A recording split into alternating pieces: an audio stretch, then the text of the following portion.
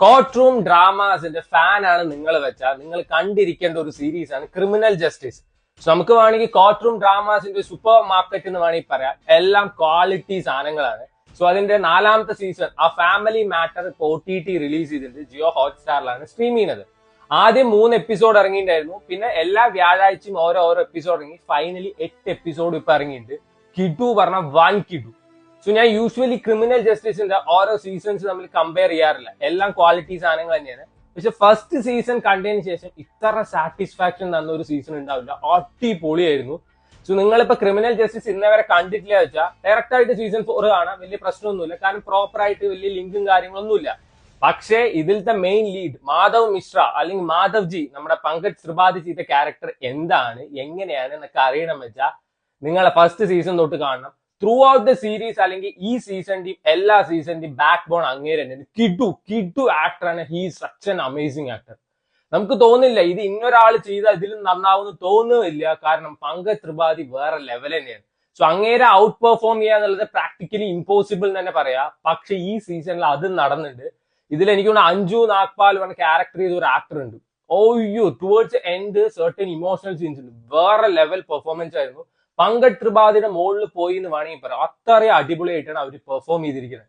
So ഇതിൽ എങ്ങനെയാണെന്ന് വെച്ചാൽ രാജ് നാഗ്പാൽ പറഞ്ഞ സർജൻ ഉണ്ട്. ഭയങ്കര ഫേമസ് ആയ സർജൻ ആണ്. ആൾക്ക് ഒരു ഭാര്യയുണ്ട്, ഒരു കൊച്ചുണ്ട്. ആളുടെ അമ്മയും കൂടി ഒരു ഫ്ലാറ്റിൽ എന്തോ താമസിക്കുകയാണ്. സോ കൊച്ചിനെ നോക്കാൻ വേണ്ടിയിട്ട് ഒരു ഹോം നേഴ്സും ഉണ്ട്. സോ ആള് ഭാര്യയായിട്ട് സെപ്പറേറ്റഡ് ആണ്, ബട്ട് ഡിവോഴ്സ്ഡ് അല്ല.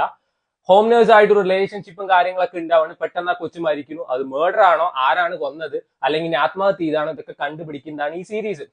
സോ യൂഷ്വലി ബാക്കിയുള്ള സീരീസ് പോലെ അരമണിക്കൂർ കാമണിക്കൂർ ഒന്നുമല്ല. ഒരു എപ്പിസോഡ് പറഞ്ഞാൽ ഏകദേശം 50 മിനിറ്റോളം ഉണ്ട്. ചില എപ്പിസോഡ് 1 മണിക്കൂർ ഉണ്ട്. 8 എപ്പിസോഡ് പറഞ്ഞാൽ അത്യാവശ്യം ലെങ്തിയാണ്. പക്ഷെ വൺസ് കാണാനിരുന്ന നല്ല രസത്തിൽ കണ്ടു തീർക്കുക. അപ്പൊ ഞാൻ ഓരോ എപ്പിസോഡ് ഇത് ഇറങ്ങിയപ്പോൾ ഇരുന്നൊന്നും കണ്ടിട്ടുണ്ടായിരുന്നില്ല.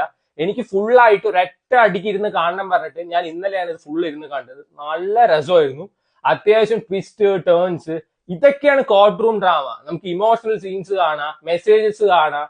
അതേപോലെ തന്നെ 2 വക്കീലന്മാർ തമ്മിൽ കൊമ്പ് കോർക്കണ കാണാം. അൺഎക്സ്പെക്ടഡ് ആയിട്ടുള്ള ട്വിസ്റ്റും ടേണും കാണാം.